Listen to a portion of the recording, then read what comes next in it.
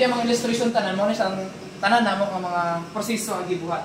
So ganina early in the morning gihugasan nato tong bowl. Syempre ang atong bowl gihigda sa kuan.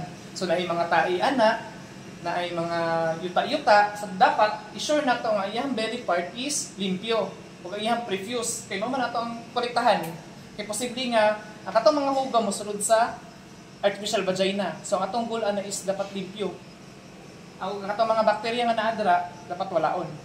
So after na ang malimpyuhan, katong ganina, na-observe nyo ganina. So nagkolekta na ta. So natin natawag ng katong false mounting.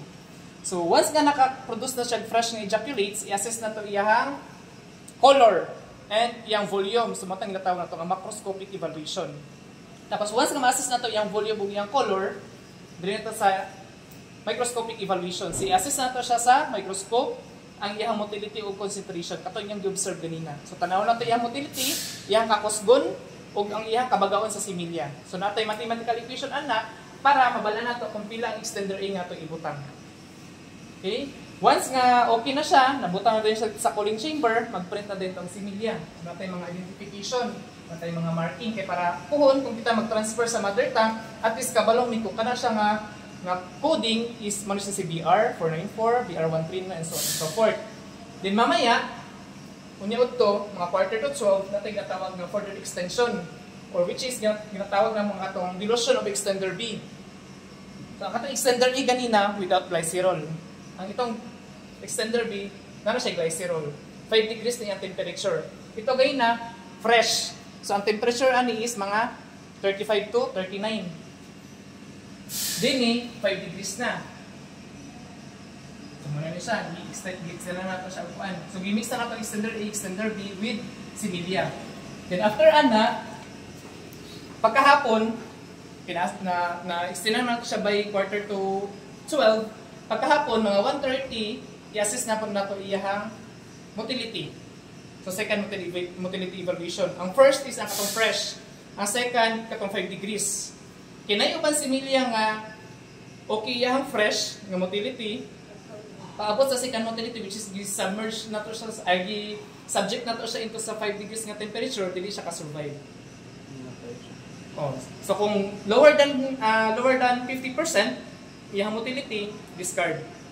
Kaya sayang ang similya, ay sayang ang powder, sayang ang straw, sayang ang effort, sayang ang liquid nitrogen. So kung hinay na siya dali, below than 55%, discard. Di ta magsayang. O katong batch na siya mga label. Then ang katong makakuan, ang okay siya nga motility, mo to siya atong i-proceed. I-pilingan na nato. I-suction na nato siya, then powderan. Then i-pack na din siya sa basket. Then after na kato i-freeze. Then after katong i-demo ganina, mo to siya ang pag-freeze. After ma-freeze na siya, nata ginatawag nga post-towing motility evaluation. So katulot ta mag-evaluate sa fresh, sa second katong 5 degrees, then ang last is ang katong na-tow na siya. Kaya nauban si Milya nga naka-survive siya sa second motility evaluation, pero pag sa PTM bagsak.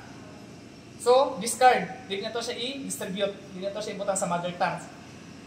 Bahalag na freeze na siya, yung kasayang, pero masayang siya kung i-kuan sa farmers. Kaya nga naman, di ba, kung dili successful ang atong pag-iay, pila ka cycle na pud ang masayang, pila ka time ang masayang, ang hagok pud, no? Dili lalim ang pag-inseminate kay dili pa rin sa to ang mga chot. Tapos sa farmers wala mga chot. Pangsipa-sipaon pa mo, magkalapok-lapok, bakilid pa, tanan. Pero at least na manok na ay tando ay. Wala, so na-assess na ang PTM, kung okay na siya, then transfer na sa mother tank, then ready for distribution. So muna na siya ang ginahatag na mo sa inyo. Puhon kung kamo mahimo na nga mga technician. So kamo makita ayo gyapon ta diri puhon, pero ang among gina-produce diri is purely beef cattle. Wala may kanding. Although may kanding dira kay na isa una ka process ni, pero karon purely beef cattle ra gyud ang amo ang gina-produce na similya. Wala may kalabaw dito sa PCC.